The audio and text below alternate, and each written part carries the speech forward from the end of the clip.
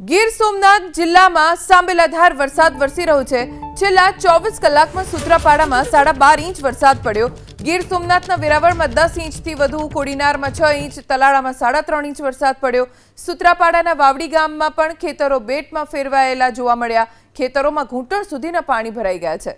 સોમનાથ મંદિરના દિગ્વિજય દ્વાર પાસે પ્રભાસ પાટણને જોડતા રસ્તા ઉપર પણ પાણી ભરાઈ ગયા, જેના કારણે યાત્રિકો અને સ્થાનિક રહેવાસીઓ મુશ્કેલીમાં મુકાયા। વેરાવળ શહેરમાં પહેલા જ વરસાદ બાદ Amardeep hospital road, ST road, Jain hospital road, Subhash road, housing society road સહિત કેટલાય વિસ્તારોમાં વરસાદી પાણી ભરાઈ ગયા।